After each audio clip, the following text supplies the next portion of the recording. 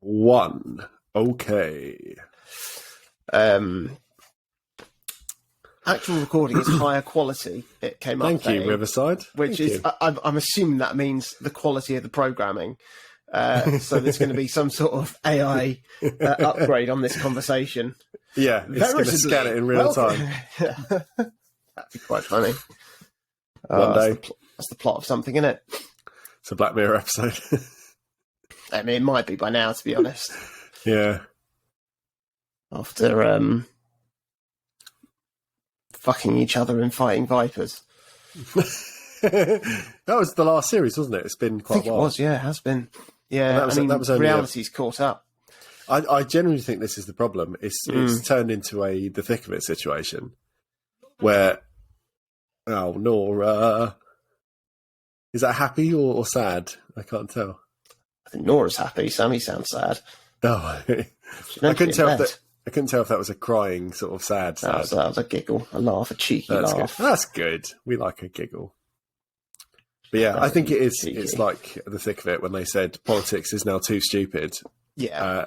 That we can't write it as being funny anymore. Yeah, exactly. And I think Black Mirror has gone basically the same way. Like the speed, literally just AI has sped up in the last 6 months alone. I was looking at the outfits of some of the people at the Grammys yesterday, and honestly, it looks like something. It looks like a parody that would have been made 10 years ago. Some of the Nathan Barley style. Yeah, it's ridiculous, and even just the names of some of the artists I've never heard of. Yeah.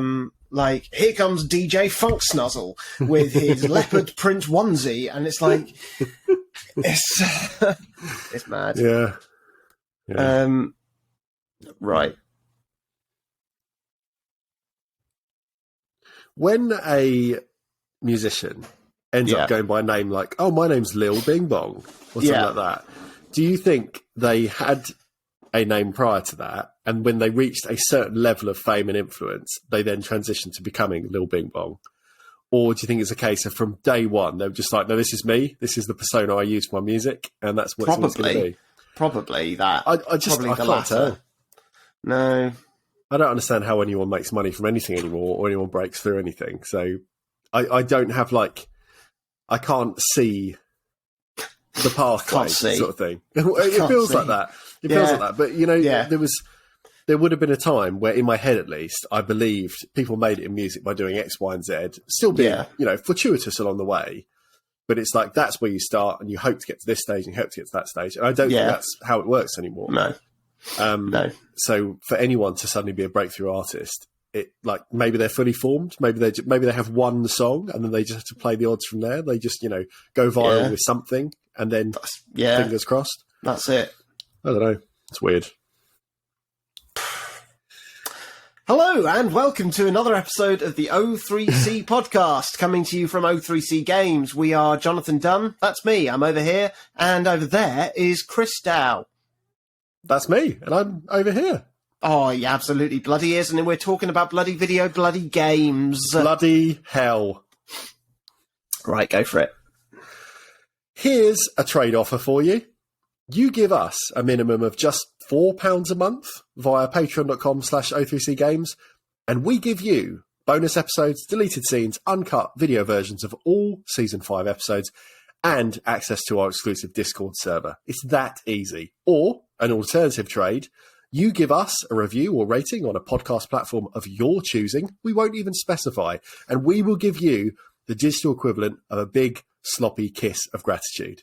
Either way, we're all bloody winning. That's it. I love it. I love it.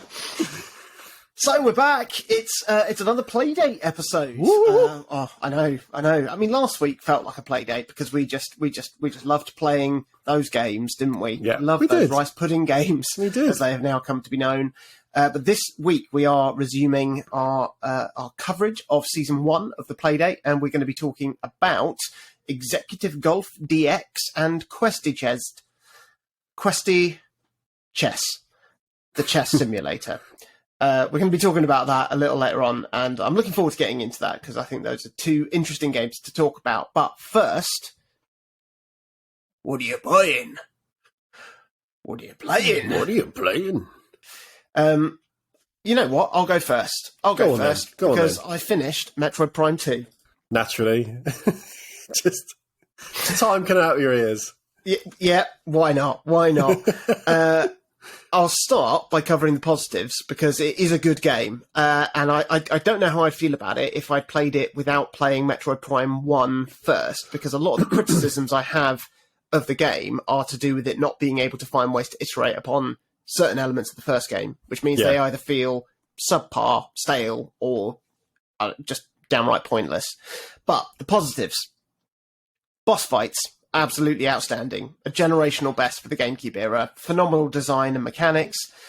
It's easy to cite Quadraxis as one of the all-time best boss fights, and I think I even talked about that when we did our boss special bonus episode for the Patreon. I think you may have. The name certainly rings a bell, and I've not played it, so I'm basing it only on that.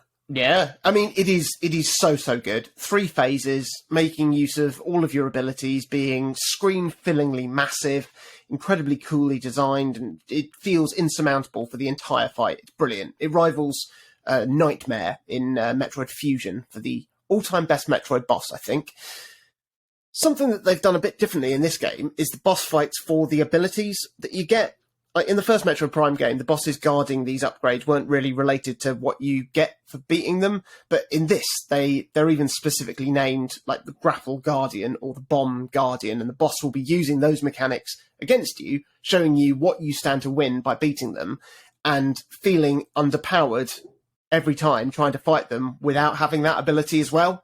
So it's a clever concept, and I think some people wrote these off as a bit gimmicky, which I can understand, but I really love them, especially the Spider Guardian, which is fought entirely in morph ball form across several separate 2D puzzle areas. It's very, very cool, and getting the Spider Ball ability then on the other side, it feels like a huge reward. Because the morph ball itself is a brilliant example of making a great 2D mechanic work in 3D, and it feels like they've made just like infinitely more use out of it in this game, just to show you more of that mechanic's potential. Oh god, Illman. Jonathan Illman. There are so many like huge areas that you need to just like fling and shoot and boost your way around these stages as a little ball, and it's superb. Oh god. But as successful as they've been in translating that mechanic to 3D, they have been unsuccessful making Samus's trademark spin attack or screw attack work, which has been added in Metroid Prime 2. I've just realised I didn't write any notes. Didn't write any notes about this bit. That's fine. In the 2D Metroid games, the spin attack basically works almost like an infinite version of your double jump. So you can just continually jump, usually having to sort of adhere to a little bit of a rhythm, and you're attacking all the while. So it's super powerful. It's very much an end game sort of thing. Yeah. And that works really quite nice and easily on a 2D plane because you're just jumping up and down. You've just got those two axes that that unlocks. Whereas in 3D, well, it doesn't really work, but they've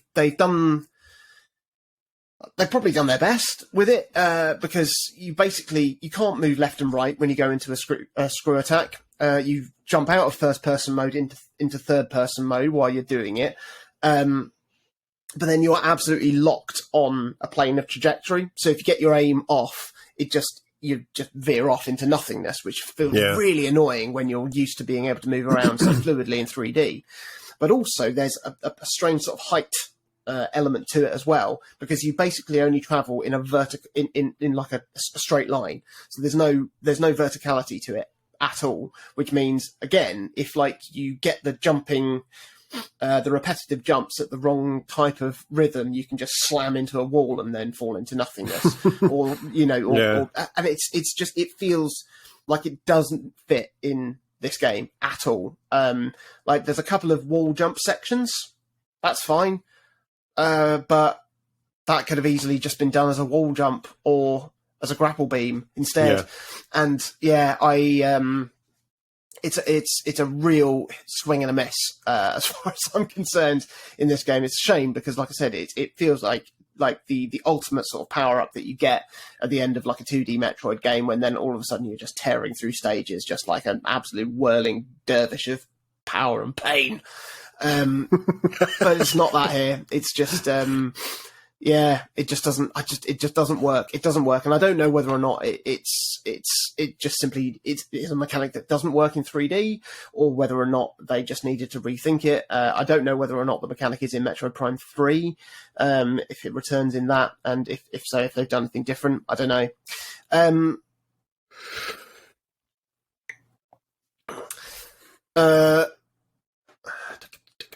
So as you can tell, we're veered into the negatives of the game. So I'm just going to double down on that and tell you the things that I didn't like. The game. The game's fine. The game is fine. The game is fine. Last week I told you about the really good and rewarding end section of Metroid Prime 1, where you have to go and round up all of the Chozo artifacts before you go down into the final area. And there's basically an identical thing at the end of this game, but it just feels really tacked on, because the things you're trying to find are basically just invisible and hidden in plain sight. Love it. You just need to follow a clue that you get to the right location, and then you flick your dark visor on and you can see it there. And apparently, from what I've actually read, it was just tacked on at the end because they wanted a way to get you to go back through areas and pick up stuff you may have missed first time round. But it just wasn't anywhere near as enjoyable to do as it is in most Metroid games, even though, you do finally end up getting a suit that keeps you fully protected in the dark world. But making things invisible just feels lazy to me. Yeah. And I think that also feeds into my main criticism of Metroid Prime 2, which are the visors, the different visors that you get, which were such an important part of the first game, but they're just a bit, well, they're a piece of wank. They exist purely to just show you invisible things, which it's not too dissimilar to the first Metroid Prime game with the X-ray visor, which I felt was more of just a cool graphical add-on than it was like properly functional. The thermal visor that you get in Metroid Prime 1, it sort of worked a little bit like that, but it also had so many good practical uses because of the sections that you play in total darkness, tracking certain parts of certain enemies, or being able to see and track enemies through their camouflage. But in Metroid Prime 2, you get what's called the dark visor, which may as well just be the thermal visor, because it just shows you, it just casts everything into a different spectrum and shows you certain invisible things like enemies and buttons. And it's just a bit unsatisfying to use, because more often than not, it'll be when I've got stuck somewhere and then I'm like, oh, I should probably check out the dark visor. And then I realise I missed like an invisible platform several rooms back, and it just feels cheap. Like I need to properly scour every space I'm in with every visor, just in case they've made something invisible in the space. And it just feels exploration feel like more of a chore. Yeah. Oh, God. And for a game that's subtitled Echoes, Metroid Prime 2 Echoes, the use of the Echo visor is negligible. Like, it's got a kind of cool graphical effect, but there is no actual good use. Oh, fucking hell, Pip. Why don't everyone just fuck off? Oh, right. But there's just no like good use for it. It's basically, when you switch on your Echo visor, everything turns totally black, and you see the sound waves of everything in your vicinity sort of pulsing in white. And it looks amazing. It's really cool. But its only use is just to hit switches to open doors. And you don't even need to track the sound waves themselves to do this, because you get these massive, big, clear icons, things that you can interact with. So it's essentially just another show invisible stuff visor. Just put it all in one. Just put it all in one. I mean, the use of ammo in the game, I think is also kind of poorly balanced. It makes you not want to use the beams that use ammo, especially like the final beam you get, which is called the Annihilator beam, because it uses both types of ammo. So you're depleting both sets of ammo when you're firing it, rather than you get double the amount of shots. And if you unlock the upgrades to those beams, one fully charged up shot will use 30 of its ammo in addition to 5 of your missiles, which in the case of the Annihilator beams upgrade means you're expending 60 ammo for one shot that you might miss. And I really, like, something I really started to miss was, I can't remember which Metroid game it was in, but I really enjoyed it in, but basically where your beam upgrades are iterative. And it was in one of the 2D Metroid games. It's possibly in several of them, actually, because you don't switch beams in those games. Your upgrades just stack on top of each other. So like it actually feels like you're getting stronger and stronger rather than just having to sort of switch between things. So your weapons will all of a sudden be like, oh, now your beam is got some cooling agent and it will freeze things, or now it can travel through walls, and then because that then allows you to like blast through older areas and earlier areas and weaker enemies like with much more ease, and you've just got more of a sense of progression.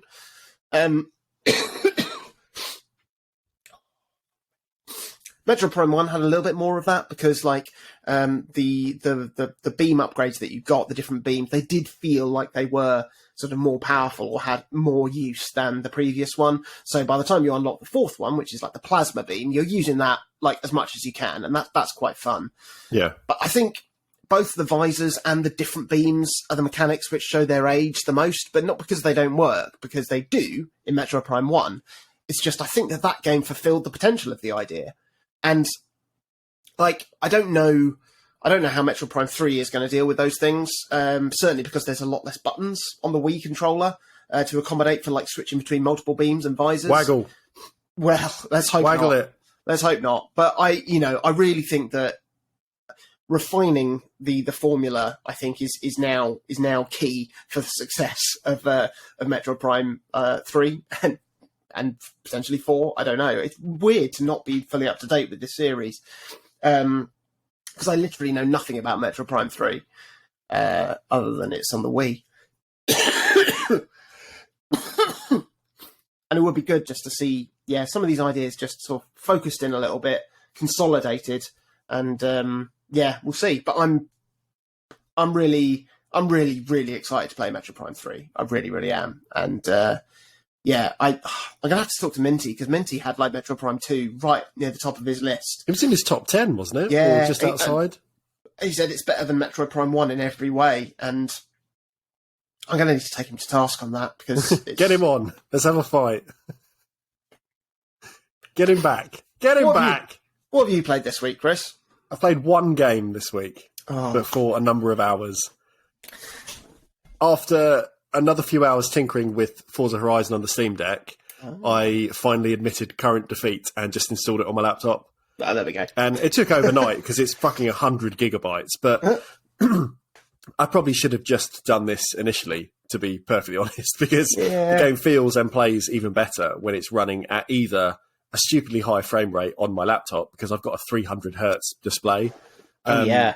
Or at 4K, if I plug it into the TV. You can adjust settings enough to get it looking fantastic. I hadn't realised in all the time I was playing on the Steam Deck, because I was doing it in these tiny chunks, I was essentially just playing the prologue. You're meant to be fighting through set races to unlock each season, as in spring, summer, autumn, winter. And I'd gone through all of these and just ended up sitting in snowy winter for hours, just faffing about and smashing hidden boards and doing the odd jump or task here and there, and just pretty much ignoring the real contest of the whole thing. And then on one of my goes on my laptop, by accident, I think I beat a race which was enough to trigger the game beginning properly, which, properly I'm doing in big inverted commas here, as it was nearly 15 hours in. But as a result, the game now runs on a real-time weekly cycle of seasons, with live service events dropped in perpetually, and interconnected like Horizon Life message floating at the top of the screen at pretty much all times. it doesn't make the game worse, but it certainly doesn't make it better. You know, as any live service stuff for me. Like when I bought anything in life, like just involving more people. Yeah, completely. It never makes anything better. No, the frustration for me is that Apart from an orgy. The frustration for me is that when I bought this edition of Horizon 4, I picked up the Ultimate Package or whatever it's called, and that includes pretty much all of the prior car DLC and everything else, because I didn't want to miss out on any content. And I know a game like this with a lot of car licenses, at the click of a finger, can just say, oh, we don't have Ford anymore. So that's 50% of the game gone kind of thing if you're going to buy it fresh. But loaning the game now, the first thing you see is that you're in challenge week number like 85 or some nonsense, because it's been out for years. And it's really annoying as a relative latecomer to the game to suddenly realise I've missed potentially unique events and missions for, like I said, a number of years. And I know that modern games with their kind of ludicrous development costs are marketed as almost infinite products to try and recoup some of this publisher outlay, but I'm just not a fan. You know, sometimes I'll get in at the ground floor with something like Chocobo GP and I'll feel enthused enough to try and keep up with the game's content drops. But even with that, I've played that game a lot, and yet there are loads of cosmetics and vehicle variations and God knows what else that I will now never be able to unlock because I dared to spend part of my week playing something else along the way. Yeah.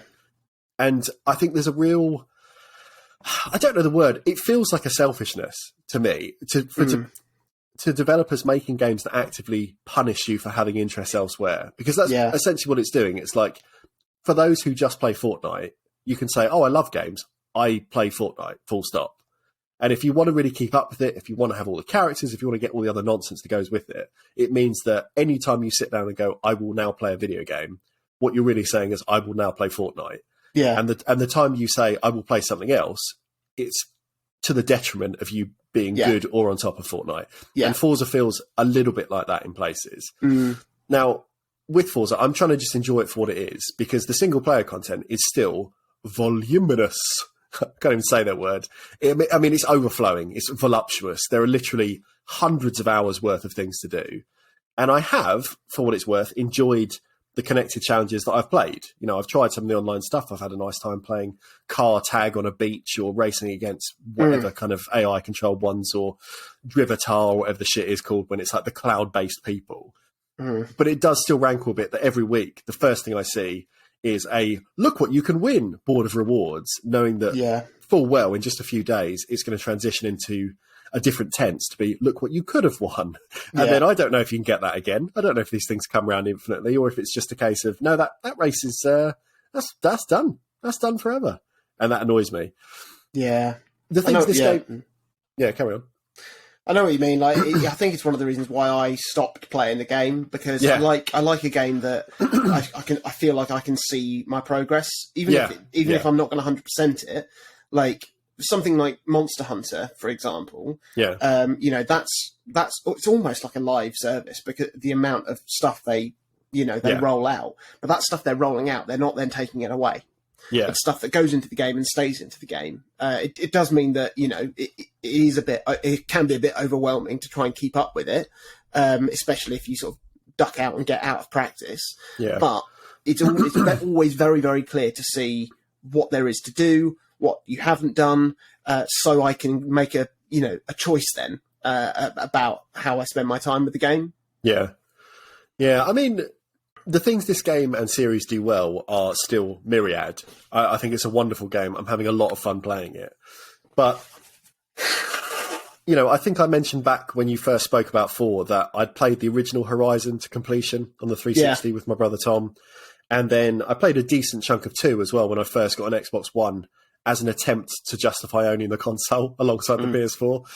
Because eventually I sold the console, I sold all the games, because I realised the ratio of games I was buying ended up being, without hyperbolising, 100-1 in favour of the Sony machine. But I just didn't see a point in having the Xbox as well, so it went. But the team behind Forza, like Playground Games, they understand perfectly how to pitch a driving game that sits somewhere between simulation and arcade racing. And I don't think that's easy to do as well as they manage. Like, every car in the game feels tangibly different to drive, because of the engine properly simulating the weight of each one, the power differentials, the suspension, all the boring stuff that comes with kind of knowing about cars. So you can't just hold the accelerator around every corner. You need to actually read the map and read the road. But the things it chooses to kind of eschew out of Forza Motorsport, the more kind of hardcore simulation Forza, are just so intelligent.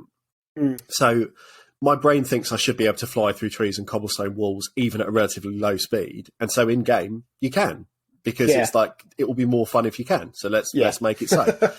I don't want driving on ice or snow to feel perilous and miserable. And so in game, anytime it is snowing, anytime you're in winter, all of the white stuff is treated in such a way as to feel different in terms of traction, but no less fun to bomb or drift across. You can still do 300 miles an hour across a field, and it doesn't penalise you for that. That's fine. Got to look out for black ice. You do.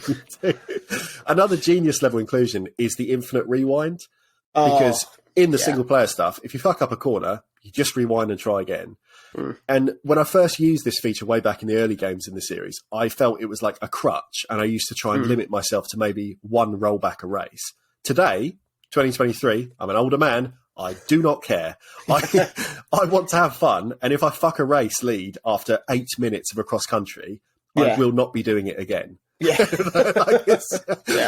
I've led for that long and then suddenly I just don't see the corner, I go flying over a hill, it's like, rewind please, and then I might miss it again, rewind please, I miss it a third, rewind please. It doesn't matter, because time is money, money is time, and all that bullshit. And with the rewind, you don't have to do it again. You can just rewind that little part, replay until everything comes together properly, and it really does make it a more fun game. It's such a simple thing, but as soon as you get over that mindset where it's like, no, I should be playing better. I guess it's like the Elden Ring thing, isn't it? Or the From Software thing. The summons are there to help you, and it's a feature of the game, and you can use them. And as soon as you break that thing in your mind that it's like, no, I'm supposed to be playing it this way, just enjoy what's there, enjoy what's available. Simply have a good time. Just enjoy yourself. You know, it'd be so good if, I mean, the mad thing is, like, all of the online functionality of a game like Forza Horizon 4 I cannot even fathom how complicated it is to make and get running and keep balance and all of this stuff. So it does feel a little ungracious to say, I just wish it wasn't there. But honestly, like, I would much rather have Forza Horizon 4 and then, if I wanted to, subscribe to Forza Horizon Online. You know, like Grand Theft Auto or Red Dead, you know? I genuinely think both those games, as much as, you know, I'm not playing either of them, but if I was big into GTA 5, I think I would appreciate the idea that it's like, GTA 5 as a game is a self-contained thing. You can enjoy it, and eventually your save file could say 100%, you're done, you've done it all. And then equally, if you want to play for 5 solid years with rolling content, there's GTA Online. And I think that's a sensible way of doing it.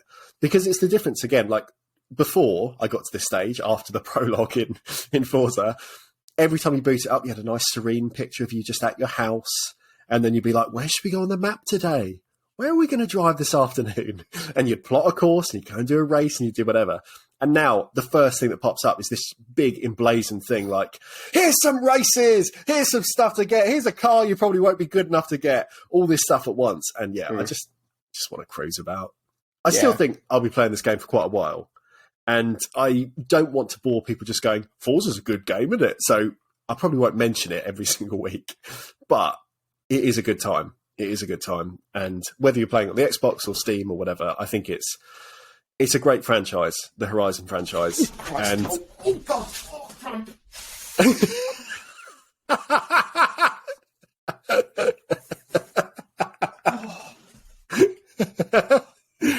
That's worth it for the video.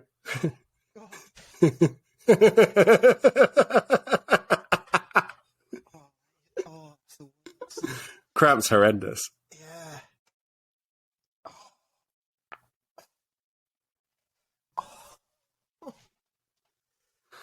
I'll add one last line to cut back in. Despite any of these complaints, despite all of these complaints, any reservations, it's a really good time. I like it a lot. Drive a car around Britain, have fun. Well, O3C Games, always here with the latest video gaming news. 2023's top headline, Forza Horizon 4, good time. Good time. Metroid Prime 2, maybe not so great. Hot off the press. Well, I mean, to be fair, the only other thing I've played this week is a remake of a 13, 14-year-old game. But it counts as new. It does, because Dead Space Remake is a £70 game. Oh, fucking hell. Yeah, I know. I finished Dead Space. Of course. In a nifty 12 hours, and it was brilliant. It is Resident Evil in space, for good and a little bit for bad, because both games start trading off exploration and atmosphere for action and shooty bang bang. Yeah. The further you get into the game, which is fine, because the combat and the weapons are all really fun to use. But also, it's not why I really like these games, because I like slowly exploring the map, reveling in the gorgeously grim atmosphere, picking over every corner of every room to find all the bits and bobs and soak up all of those little details, which was a wonderful thing to do in Dead Space. Every aspect of the game was just wonderful. I love the twists and turns of the story, even if they're probably a little bit more B-movie than I think they need to play things. But it makes me want to play Dead Space 2 to see how they continue the story. There's loads of fun stuff in the game as well. They don't forget that this is a game. There's even a zero-gravity basketball type game that you find in the crew's recreation room, which rewards you for getting high scores. I mean, in general, the zero-gravity stuff is really, really good, and it's such a brilliantly different way of approaching this type of gameplay.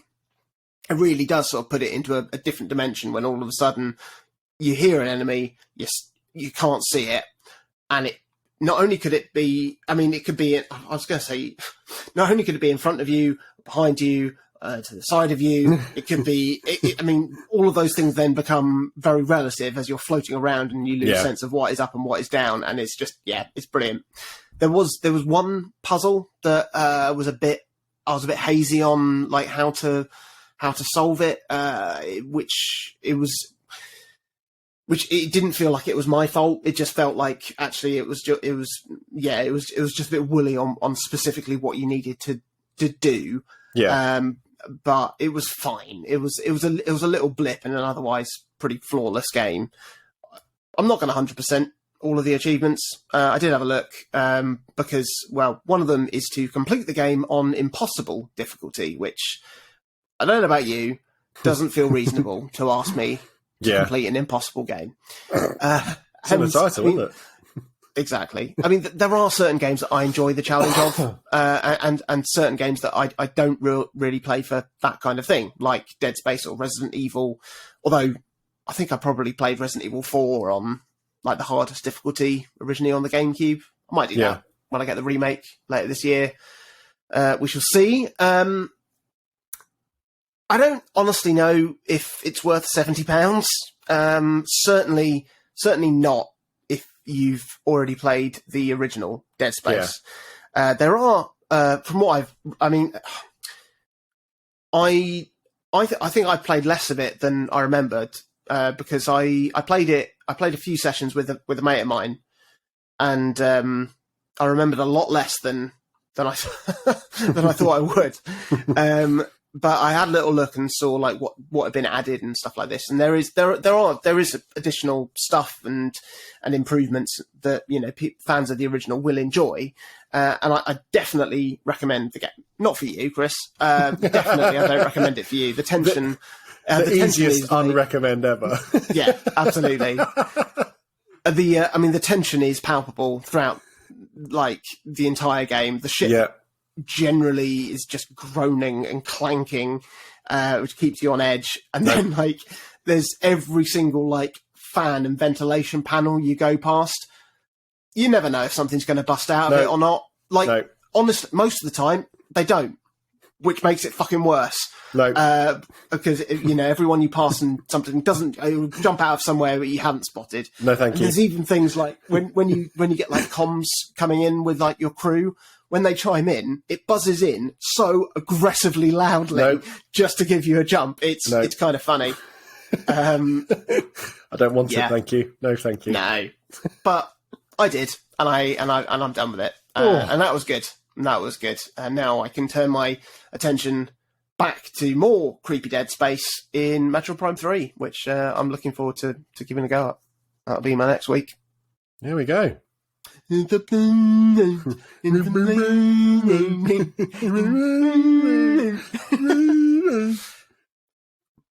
Executive Golf DX by Chris's hero, Dave Makes. Who made hero Mixolumia. I like that game. You did. You love that game. You absolutely love that game. Did I get his name right? Dave Makes, yeah. Fuck. Did I get their name right? Dave Makes, yeah. That's it. That's the one. Excellent. Well, Dave Makes made Executive Golf. Chris, what did Chris make of Executive Golf DX? Oh, right, let's sit down for this one. I think Executive Golf DX is the first game in this Playdate season that I would go as far to describe as bad. Oh, no. Just bad. It's mini golf or crazy golf. It's set in muddled, clunkily designed floors of an office. Your goal is always to putt your way up a number of floors to an elevator, which you then ride to the next stage. So it sounds really simple. From that pitch, most people, I think, can probably imagine how the game is going to look and play. Like simple power and aiming mechanics, obstacles that need to be navigated, sort of writes itself, is straightforward. What the pitch doesn't quite capture, though, is how frustrating the game is to actually play.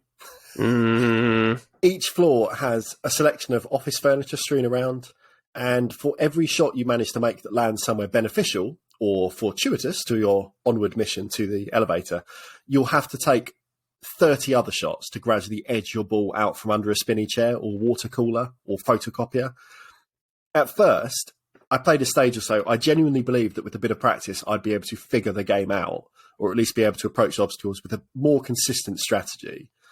But the furniture layouts and configurations are always so tightly jammed together, and this is the real problem. It's just like obstacle, obstacle, obstacle with pixels in between them, that being able to finish a stage is really an exercise in patience and attrition rather than skill, even after playing it for some time. Every single stage has power-ups strewn around that make your ball maybe lighter. They might add moon gravity for a turn. They might let you stick to a surface on impact. You know, just general status tweaks that in theory should allow you to think carefully about a shot, especially when you're in a tricky spot, and then navigate your way out of it. But in reality, they have close to zero efficacy, I would say, for accurate and useful use. If my ball is floatier, all that really means is that I may clear the table leg I'm stuck under, then bounce off a ceiling fan, and then end up back where I started under the table leg. And this is the only game of all of the Playdate games so far that I've rage quit. You know, I'm not that type of person that would ever throw a controller or a console or anything. But as much as I, as a person who's very calm, gets angry, I definitely played a few shots where I was like, okay, we're right at the top. Here we go. I don't want to play this anymore. Good night. and just switch it off. The next piece of design that makes me really quite angry is the way that stages are structured vertically. Like on paper, again, fine. But that means in each hole, you're trying to move upwards to a higher floor to make use of the elevator. Okay, I can get that. Step one is naturally to traverse and hop over a load of these aggravating office obstacles kind of horizontally. And then at the end of this, you're then tasked usually with making like a ridiculous bank shot up through a hole in the floor to the next floor, desperately hoping the ball is going to come to rest in a position that allows you to go forwards. There's been so many times when I've made it up through the gap only to get stuck under another obstacle, meaning that physically the only way I can make progress is to dribble the ball back down the hole to reorient and reattempt a larger looping shot through the hole and over, again, the chair, a desk, or whatever that's been giving me grief. It just feels really bad. Feels really bad. As a final nail in the coffin, the control scheme is unnecessarily complex and tangled. Yeah. And it's often trying to give you options for both the D-pad and the crank for aiming and power, and somehow manages to make both approaches feel bad and made me trip over myself and second guess myself all the time. Like, case in point, before committing to a shot, the crank lets you scroll up and down the play area. So you can sort of say, okay, well, I'm going to end up there. I want to try and get there. I know what I'm doing. When you go to take the shot, the crank now handles angle of rotation, and up and down on the D-pad now scrolls the stage. I don't know why. I just don't know why. Like, if I was designing the game, or any golf game, the D-pad would always move the stage and aim left and right, and the crank would be used to gently swing back and forth to set the power and to strike the ball or something like that. You know, you can have a nice little backwards, forwards motion to kind of putt back and forwards. It seems that's almost what I was assuming it was going to be. Yeah, it almost seems too obvious, and yet this is what we've ended up with in the Playdate's premier golf game. Yeah. There's a tiny little light in the darkness. Like, the sound design, I think, is really strong. The music is good. It's not a huge surprise when you think that, you know, Dave Makes did Mixolumia. It's a music puzzle game. But given how little I enjoyed playing Executive Golf DX, it made me really yearn for these tracks to be added as a musical pack for Mixolumia. It's easy to do. You know, they put the functionality in the game. So it's right there just to say, here's the tracks. And it's a little bonus pack, and it's $2, and enjoy it at Mixolumia. And I would love to experience them in a significantly better title. I really would. My biggest frustration, I think, actually comes from this knowledge that the game is designed by someone responsible for such a meticulous and well-considered game. Yeah. Because Mixolumia is like knife-edge design. And I know it's unfair to typecast a developer just as it's unfair to typecast an actor or a musician or whatever. But the core of Mixolumia and Executive Golf are just so diametrically opposed. You know, one game's about order and grids and consistent rules, and Executive Golf is about lossy and improvised, poorly calculated collisions and bounces. It just seems impossible that they come from the same mind.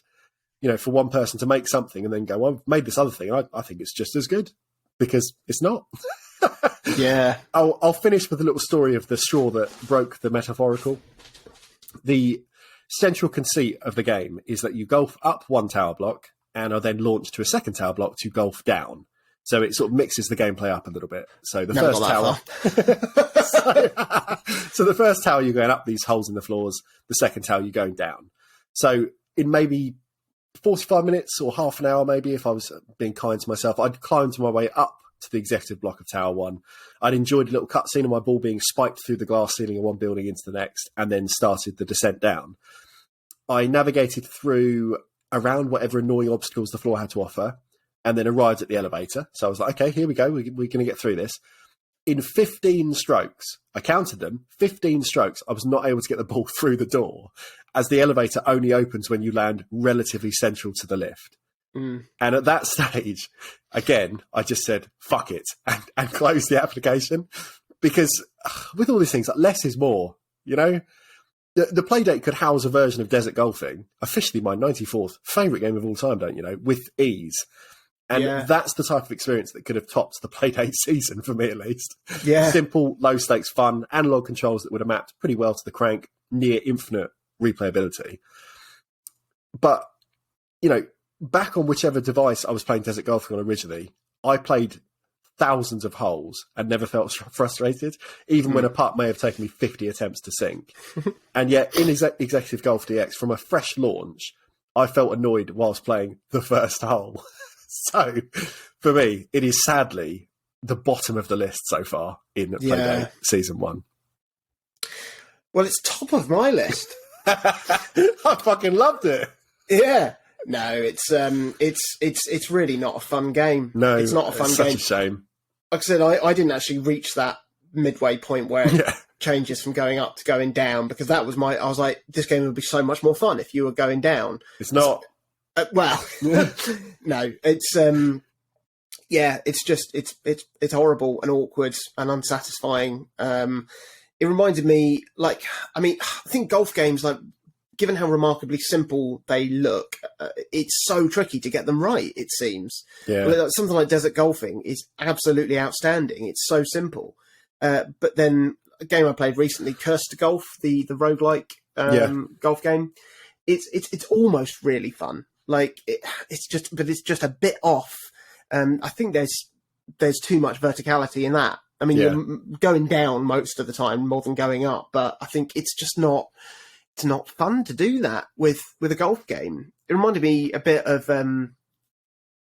Golf Club Wasteland, which I didn't play it. Never played it. Well, I accidentally played it twice. I played it on iPhone when it first came out, and then it was released on the Switch 3 years later, and somebody said, "Oh, this looks like a game you'd enjoy." And I was like, "Oh yeah, it does," and I bought it. And then about halfway through, I was like, "I've been here before." Deja vu. But it's a nice little game. It's basically the same sort of concept as Desert Golfing, but you're going through a post-apocalyptic landscape. And that game was fun when you were going left to right, not fun going up and down. And yeah, I think it's just a real missed opportunity, because it wouldn't have taken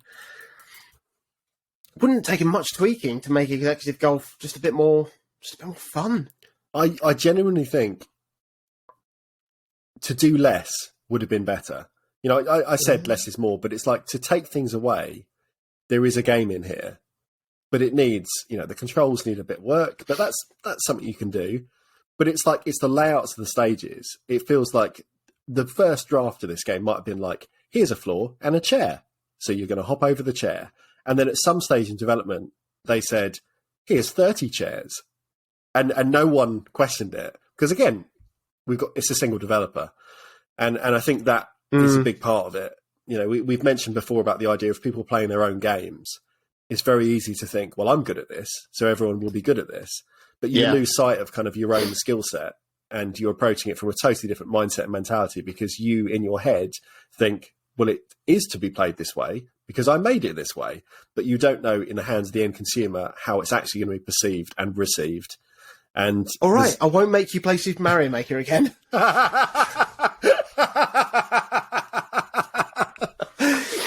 Oh, anyway, it's bad. How about chess? Do you like chess? Questy chess. I don't like chess. Questy chess is a different matter, because it is taking the concept of chess and putting it into a different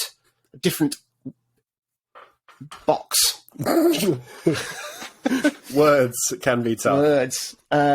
Just like to say that if this is not going in the episode, if we're ever worried about sort of any backlash coming our way of anything critical we say, the Questy Chess Twitter profile has 47 followers. Oh dear. And that is more than us.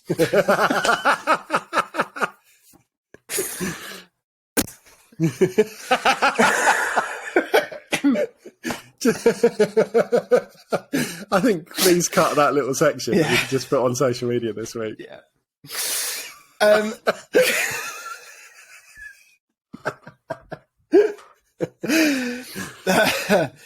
So there's two factors to consider with Questy Chess. You've got the gameplay and you've got the presentation. Firstly, how does the game work, I hear you ask? Well, you take control of chess pieces to advance through various puzzle stages to get to an end goal, avoiding or defeating enemies, collecting items, so on, so forth. But you can only move across the grid based... You can only move... But you can only move across the grid-based stages using the move set of your chess piece, which by default is a pawn. So you can move 2 spaces forward as your first move, and then just 1 for every turn after that. You can attack another piece if they are on the diagonal square in front of you, but you can't move freely in any direction. It is very much left to right. So once you commit to move forward in a certain direction, you're basically stuck on that line of play. There are also shifting environment tiles for you to interact with to change the course of the level, with directional changes and little conveyor belt type tiles, which gives the game a little bit of almost like a choo-choo rocket type vibe, maybe at times. You can also collect items. These come in different forms, from health items to recover your health if you've been in the wars with another chess piece, or you can actually get other chess pieces to use to change how you then move on the level. And you advance through different levels, trying to get all the collectibles, moving through a few different zones. The presentation of the game, I think, is absolutely excellent. Yeah, it's got good. It's got the conceit that you're deep inside this chess simulator, and you're fighting to restore. You're you're basically fighting to try and stop this aging chess computer from being updated. It's not vastly dissimilar to like the setup of Thomas Was Alone, which played it all a bit lighter, I think. But this works very, very well for the Playdate with its stark black and white contrast, almost like vector-like line drawing graphics, and the different elements are drawn with the precision of like ciphers and icons more than characters. It's very, very cool. So it's a shame that I didn't really find it that fun to play. Yeah. I found it deeply frustrating to not be able to change your course of play when you're a pawn, because if you fail the level or you end up hitting a dead end, the level resets, which can reset quite a long way. And it made me feel stuck, rather than doing something intentional, like solving the puzzle. It made me feel just like stuck in it. The other thing is that to change your chess piece requires you to use an item, and there are plenty of levels that require you to play as certain pieces. So if, say, you've only got 2 knights in stock and you failed this level twice, you need to go and traipse back to some other level to pick up more knight items to go back and try again. And it's really annoying. Do you know what that is exactly like? Balan Wonderworld. Balan Wonderworld? Yeah. Because it's stage-based adventure, isn't it? Where successful exploration is gated by hats. Yeah. It's exactly that. It's just like Balan. 5 out of 10. Love it. And it's a shame, because I think the game could be really good fun, because I like the concept, I like the conceit, but it seems like there are these stumbling blocks deliberately put in the game to stop you advancing through it at a fun rate. Yeah. Like, it would be great if, when you completed a world as, a chess piece, so say you complete the first world as a pawn, you then unlocked another chess piece to freely change with, and then you could use that chess piece on, the next world, and you'd have to switch between, the different chess pieces, to solve the levels, and then you could go back to the previous levels and use your newer chess pieces to get all the collectibles that you might have missed. And you can actually then enjoy the game rather than just being constantly frustrated by it. Yeah. I think it's another game that it wouldn't exist outside of the Playdate, not necessarily because it uses the specific hardware, because it doesn't. It could be replicated on any system. Yeah, it's pretty straightforward. But it is another example of a proper out-of-the-box thinking. I'll give it that. And I don't know what the wider opinion... To be honest, I don't actually know what the wider opinion is or general consensus on any of these games are that we're reviewing on the Playdate. It's quite nice to do it in a total bubble like this. Yeah, you know it's objective. Yeah. But, I think I mentioned in passing at some point a game called Really Bad Chess, which I played on mobile.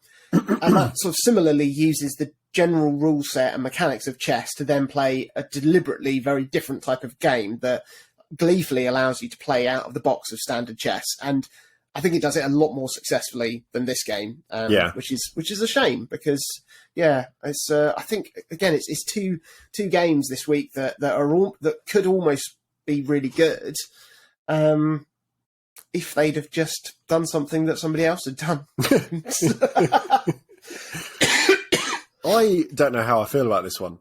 I'm really, really in two minds. Like, I'm a big fan of the minimalist art, like you mentioned. I really like the soundtrack. It's quietly moody. It's ambient. It's drony. You can get it on Bandcamp. I've been tempted. Like, I like it. I think it's good. I even quite like the idea of using these recognisable game pieces, in this case, the chess figures, to dictate movement, because it almost shares some of the core design of, like, Zipper last week. Because it's built around forcing you to consider movement based on very specific parameters. But it's just nowhere near as polished as Zipper. And the way the game works with its turn-based movement can feel far more frustrating, not just because you can't use the magic crank to pre-play an encounter like that game, but because, like you said, the way that you are collecting fallen pieces, and also the way that piece switching works. Because I found that in some stages I'd fail because I ended a move as a pawn, for example, found myself blocked from moving forwards with that piece, but then was not given the chance to switch to, say, the knight, which was sat in my inventory to do the little L jump round it. And that seems a really easy fix. It's like, okay, you're stationary, and now what do you want to do before you move on? A lot of tactical games, a lot of strategy RPGs, that kind of thing, you expend all your move points, and then it won't transition to the next thing, the next move from the enemy, until you say, yes, please, let's see what happens next. Yeah. And I think this could have worked quite well then, because you're in a dead end. You don't want to move on, because that means you fail. So you should be able to say, well, let's just quickly switch to this, ready for my next move kind of thing. And that would solve a few problems. Yeah, that's really... I hadn't encountered that, but that is really annoying. Yeah, it's frustrating. Ooh. I mean, I like the way each stage is graded, like with the percentage score, because it does encourage you to kind of revisit once you've gained more pieces and therefore more movement abilities to explore. And that's quite cool. I like, maxing out a meter, as it were. Yeah. But there's something, again, about the individual board designs that just don't feel as good as Zipper. And again, it's really unfair to put these games back to back, but that's how they've been presented to us. Yeah, and I think this is a game that could have been stepped up considerably with just more time in the oven.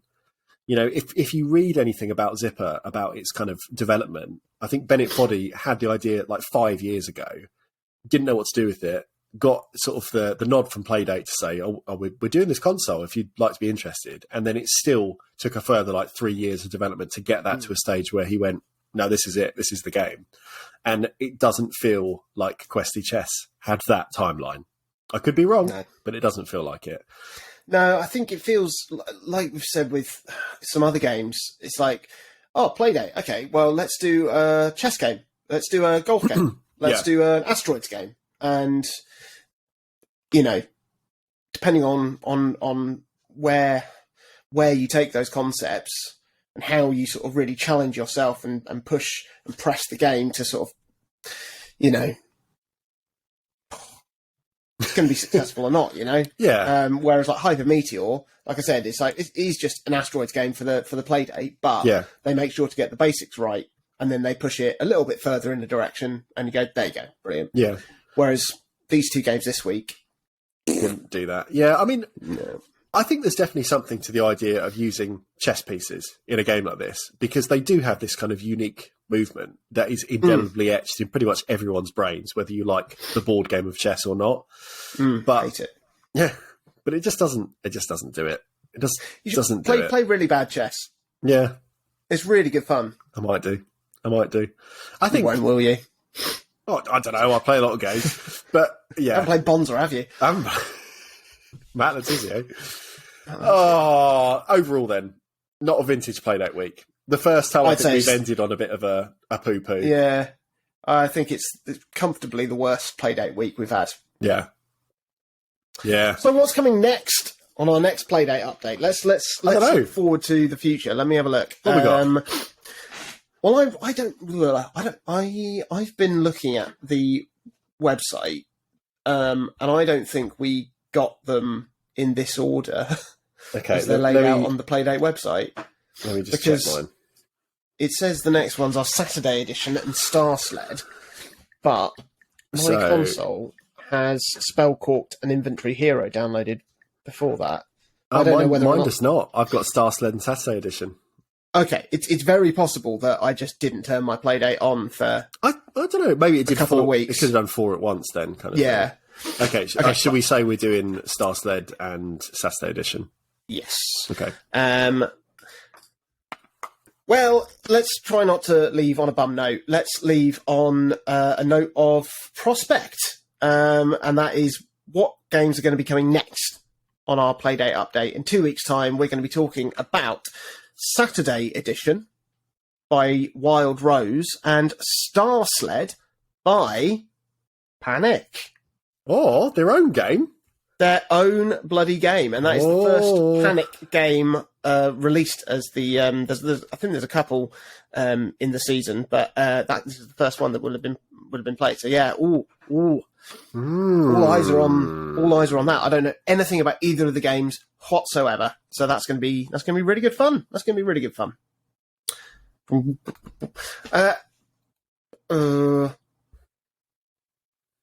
So please do join us in a couple of weeks' time when we talk about that. And next week we are going to be doing our little Playdate update on what we've been playing. So you can find out if Chris has managed to claw himself away from Forza, if I've managed to complete 16 other games, yes, including Metro Prime 3, and most likely.